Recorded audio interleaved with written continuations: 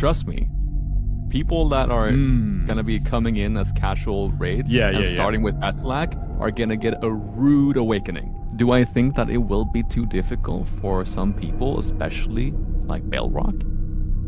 Yeah, I do think that it may be too difficult for some people.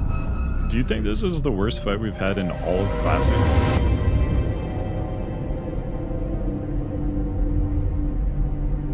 The other day, I sat down with Subtle to talk about all things tanking in Firelands for a conversation that lasted almost 4 hours. The whole thing is available on his YouTube channel, but if you don't have the time to watch the whole thing, then I put together some of the best parts in this video. Here it is. Enjoy. So here's another thing where we kind of have to think about the broader aspect of the player base and the game and how like healthy the game would be depending on which state of the raid they went with. Personally, the way that I like to enjoy the game, I think it was a very nice thing that they did buff the raids, because like we went in week 1. Had honestly like no idea what we were doing. We had some people had watched some videos, some people had done it back in the days. We got to Rag, and the guild leader or raid leader just links like a normal Ragnaros guide from Learn to Raid from 13 years ago. And it's like that was our preparation. Nice. And we just kind of like breeze through things. And with the information that we have right now, and if it was in a pre-nerf state, oh man, we would just go in like tier 11 gear and just stomp everything so quickly. So in that aspect, I'm really glad that they did buff it. Do I think that it will be too difficult for some people, especially like Baleroc? Yeah, I do think that it may be too difficult for some people. That hurdle is you get over with time by getting gear and getting practice. But especially if you're raiding 10 man, that means that you only have like a maximum of 4 bosses to do every week until you get enough gear. And if you don't get that much gear to begin with in 10 man, then you might take a long time to get through the hurdle. And then we'll see if how many people will actually end up getting down Rag, or if they have to do any type of nerfs or something like that to make him doable for some people that are not PTR sweats and whatever else. Yeah, so the first PTR, it felt pretty bad. It was just like more tier 11 bosses is what it felt like to me. But yep. You're already fully geared from tier 11, so they're just all pretty easy. So waiting this long for a raid, and then it being that, it was going to feel pretty bad, I think. But at the same time, we talked about the player counts higher when raids are easier, and that was a difficulty level of a raid where I think the player count would have stayed at least decent. This newer difficulty, I think it's gonna really tank the numbers. I'm super looking forward to like the harder bosses. I want to do them in as close to their original state as Blizzard will give us. I mean, obviously we don't have geysers on Rag, so we're missing some stuff, but as long as it's pretty close to the original version, I think that's awesome. That's what I'm here for. I want to re-experience these fights as they were, or as close as we can to how they were back in the day. And this harder version, though, I mean, I think it's going to be too hard for a lot of people. And most people feel like they need to be able to fully clear the raid and get the best gear in the game. Otherwise, they just quit. Yeah. So I think it's going to tank the numbers, but I'll enjoy it for what it is myself. You can min-max a little bit with the elemental on how you decide to use your dancing rune weapon and like store runes and like use cooldowns and whatever else, and of course where you tank it as well, like making sure that you get some passive cleave on everything like you're doing right here on the clip. little bit behind, so I'm not really sure where you are on the stream when I'm watching it, but Oh yeah, no worries. um, but yeah, it's there is a little bit of stuff to be done to like mid max, but like you said, it's the easiest fight at the raid. You're not really gonna need to mid max too much. It's more about just steering it and getting it right and picking up the ads and not having them wail on the rest of the raid. Um, Speaking of picking up the ads, though, those sparks require you to have some like FPS reactions. Sometimes they just like start swinging at a range right away. Really? I haven't seen that Yeah, at all, I don't actually. know if I don't know if you've noticed it, Uh-uh. but it doesn't look like it here when I'm watching it back. But sometimes they just like they spawn and they slap. It Hmm. could have been fixed maybe in the last PTR or whatever, and maybe something that triggers it, like once they get hit or something. Hmm. Yeah, it could be. Um, yeah, but yeah, sometimes you're gonna have quick reactions on those sparks. There's a lot of Uh, misinfo going around. Everybody was convinced this didn't work. Like they would mm, be in my stream, like telling me it doesn't work while I'm doing it. I'm like, it mm, works. Like, look. And yeah. yeah, I mean, we killed it doing, a more normal strat, the first PTR. And Mm, then we gave this a shot. And then I think we killed it maybe I think I killed it probably 3 or 4 times with this strat once it got mm, buffed um, yeah. on PTR 2 and 3. So yeah, this worked every time I tried to do it. And kind of the key. So there's this part of the ledge that like juts out over the lava. I kind of use that Mm, as my marker, like don't go past that part. Going past that okay. seemed to cause like some of the teleport issues. Okay, Um, I see. so yeah, I just use that as like the landmark for like that's as far as you can go kind of thing. And All right. yeah, I just tanked it in this same spot every time and it worked like a charm. Yeah, I think as well that you're the person in the raid with the highest uptime on the boss. Uh, and the damage that you do in phase one is that's going to translate into a much easier time for the raid in phase two with the ramping damage and all that. So squeeze out some damage in the phase one, but like don't go overly offensive because he can of course definitely slap in the last phase when it gets to high stacks if you don't use your cooldowns properly. Yeah, the damage does get pretty big.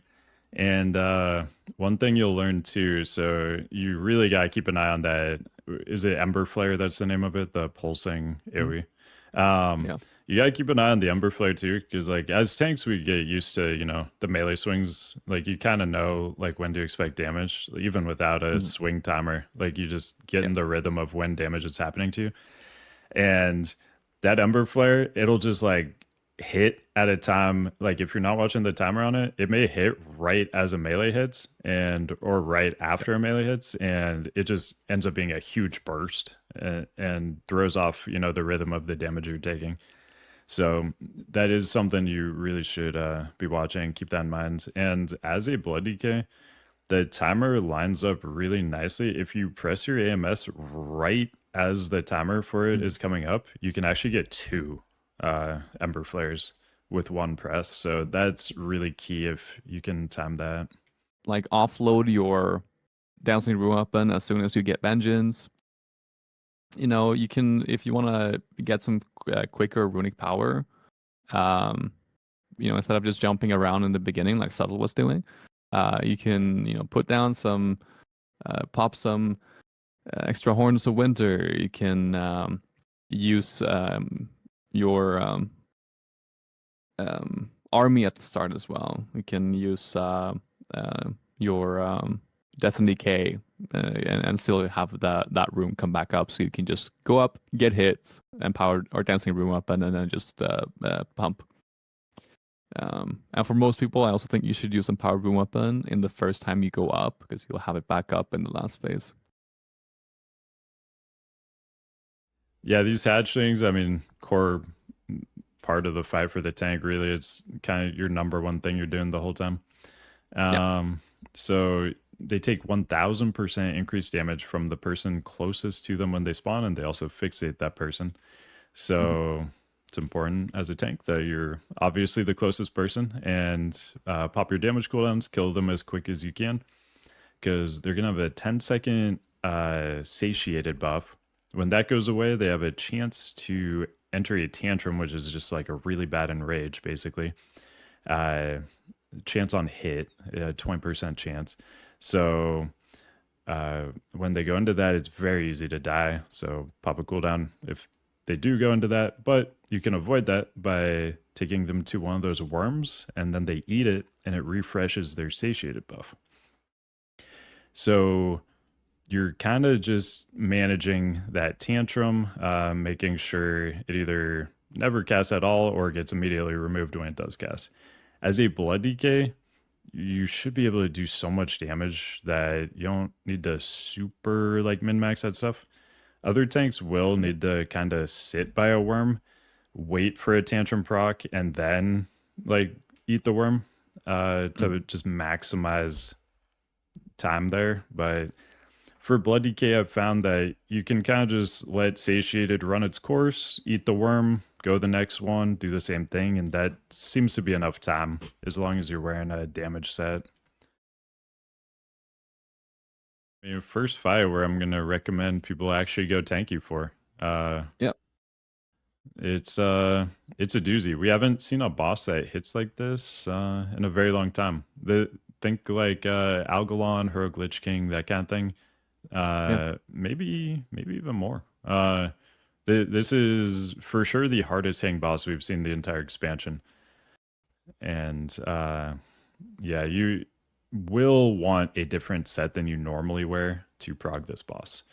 Yeah. If you're like us, you mostly wear haste gear. You're rocking 70% or fewer mastery most of the time.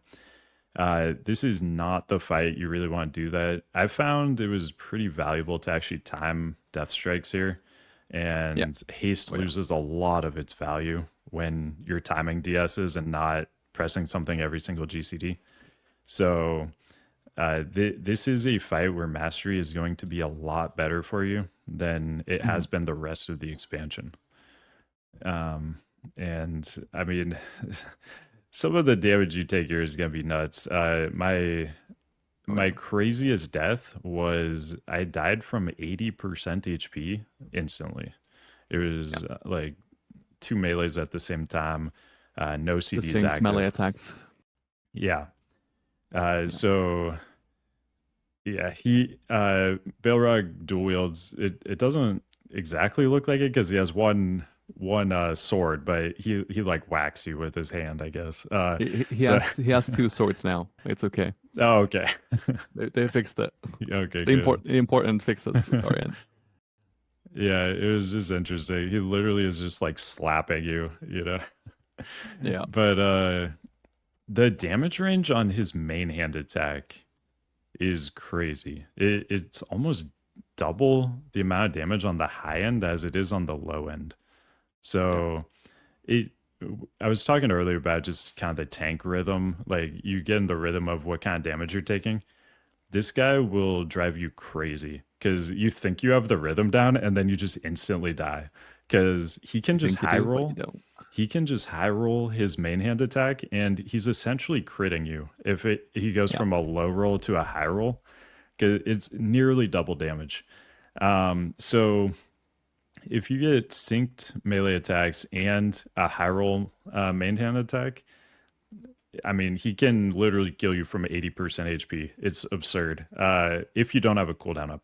So, one of the most important parts of this fight is you just always have a cooldown up of some sort. I mean, as a Blood Decay, there's so many options. You got Bone Shield, you got Vamp Blood, you've got, I mean, Blood Shield, I would count as, as some kind of defensive. Yep. Because you can get huge Blood Shields when he does his empowered swords, the magic swords, they are not eating up your blood shield. So you come out of each one of those with a huge blood shield, uh, whether it's Inferno Blade or Decimating Blade, although a lot of people are going to choose to have an off tank taking those Decimating Blades. But You can still get a full stack shield yeah, while he's tanking the Decimation Blade. yeah, yeah. Either way, you're getting a huge blood shield each time, every 45 seconds when those strikes happen. So keep that in mind too when you're thinking about like cooldown use. And one really awesome thing for blood decays is that when you take a fully absorbed hit, it does not take a stack of bone shield. So you benefit from that damage reduction and you don't lose a stack. So anytime you have one of those timings where you're coming out of those blades with a huge blood shield, make sure you bone shield if you have the option, because it's going to be huge value bone shield because you're getting that damage reduction and it's not losing charges. So And you're also recharging the blood shield or the bone shield while you still have the 6 stacks of value. So, you get your bone shield back up sooner as well. yeah. Yeah, having the cooldowns constantly rolling is such a key part of this fight, and you're just doing everything you can to live here. Obviously, you're gonna be calling for sacks. Just make sure you always have something running. So once you're out of your own stuff, I mean, sacks, PS. Potentially barrier if the raid isn't using it. They may be using it for the crystal soaking though. So find out about that. If it's available, definitely use it. If it's not, that's fine. One of the advantages like Blood Decay has for the decimating too is AMS. A lot of people weren't aware that this worked for decimating because it's technically an absorb, not a damage reduction. So that's why it works and pretty much everything else doesn't. So you basically kind of just live pretty easily, I found, because like you'll take the first hit and then wait to see if you get topped off, and just before he's going to land the second hit, if you aren't topped off, if you're killable, pop AMS. If you're not killable, don't pop AMS. Just save it for a timing where you're gonna be killable, and it just prevents your deaths there pretty easily. Yeah. And I've been seeing a lot of people say that stamina is useless on this boss, and that's definitely not true. Not true. Your HP, you're getting a stacking 20% increased HP buff the entirety of the fight. It increases your HP by 20% and your damage taken by 20%. So if you go with a 0 stam build, then I talked about before, I got insta-killed from 80% HP. That's with a full stam build. If I don't have that stam build, I'm being insta-killed from 100% HP. And you need the stam. It scales with the debuff you're getting and keeps you healable the entire time. Speaking of feral cooking, I've been actually doing some cooking as well. Yeah. Yeah. This is not going to be applicable for week 1, but like maybe week 3, maybe week 4, something like that. And re-clears and whatever, or if you're progging at a slow pace as well. The 4-piece for ferals gives you a dodge buff of 12% after your bark skin times out. And since you don't really get any value from bark skin on this fight as an off tank, because you're only tanking the Summation Blade, what you can do is that you can pop bark skin and then cancel aura it, and you get the 12% dodge buff right away. Yeah, so what strat have you guys been using for Domo? The one we've been doing is basically you never let the Scorpion Slash go off. You just constantly phase them back and forth, back and forth, back and forth. And you've been doing back and forth? Oh, okay. Yeah, you just basically you just phase them before he casts any special ability. Every single time, and then the tanks just soak the orbs and swap back and forth. Yeah, we do jumps like we do 4 jumps before stacking again. I found that's been like slightly easier, that you don't have to deal with as many orbs and explosion or orbs and seeds. Um, um, and we have like 3 combat rogues or something like that,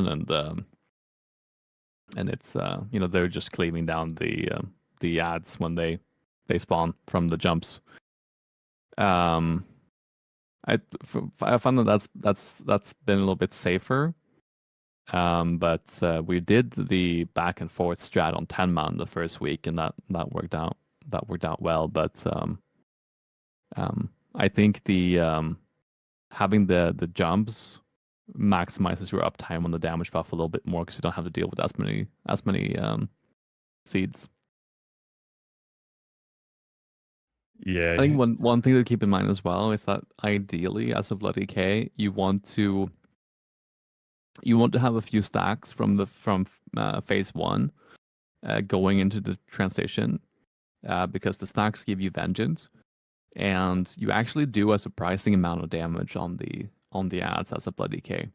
In the the limited amount of time that we spent on them on Rag, I was the highest damage dealer in the entire raid on the ads as Nice. a Bloody Yeah. K.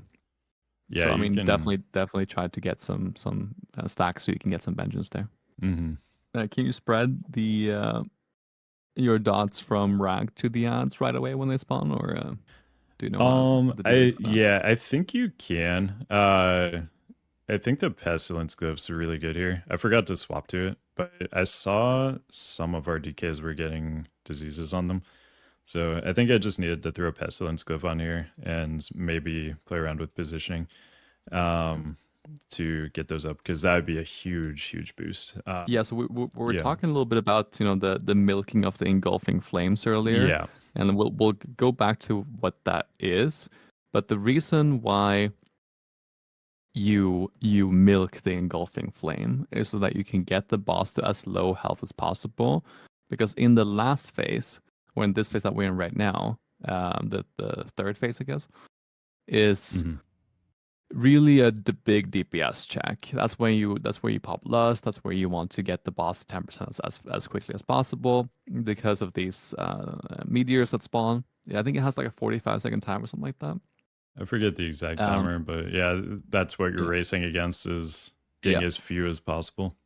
exactly. And it's not only about getting as few as possible. It's really just about not getting more than 2, Yeah. because with the first meteor, he'll spawn 1. The second meteor, he'll spawn 1. But on the third meteor, he'll spawn 2. So if you don't make that check, you'll go into the last phase with 4 meteors, and that's pretty much a GG go again. GG, yeah. And then he's going to get dragged back up by the NPCs. This is like the extra heroic phase where he has legs. It's very exciting. Mama Weewa. And we didn't get too many pulls on this phase, so I'm not sure how much we're going to get to see here. But basically, in this phase, the whole raid's getting this stacking damage, stacking dot. And to get rid of it, you step in the blue circles, keeps you safe from it. So you can see he gets pulled up here, and during this time, he's not actually doing anything, and you can attack him. So this is a good time to do some damage. And you really want to kite these meteors while he's like not attackable and being pulled up. You want to kite the meteors over to the door here, so they're just far away from the raid. And then pretty quickly, once he gets up, you're gonna get a blue circle. So you can just take him over here. It's not imperative that you as the tank are in this thing. But since we have the version of Rag that doesn't do Geyser, which was a mechanic that forced you to be spread in a certain way in this, since we don't have that, you can just bring him in here, and melee can attack him from behind by just being on the other side here. They can still be in the blue, so you can just have everybody in the blue here. No problem. And So this was really bad. The roots spawned like right on top of him. So if you see this happen where the roots spawn right here, you need to just run away pretty quickly. Ideally, I mean, probably this way, or I run that way. Feral Druid runs this way, runs backwards towards kind of the door, and then they can just taunt into the roots. But if the roots spawn like right on them, it's really important that you get them away from them because you don't want to use that root quite yet. He's going to cast Empower Sulfurous, which when he melees, it'll just do a raid wipe attack. So ideally, he casts the Empower Sulfurous, there it is, and then you would drag him into the roots at that point. And that's it. If you stuck around till the end, thank you very much for watching, and I want to give you a little bit of a reminder to make sure to subscribe as to not miss all the content coming out for Firelands. But that's all for now. Thank you very much for watching. Until next time.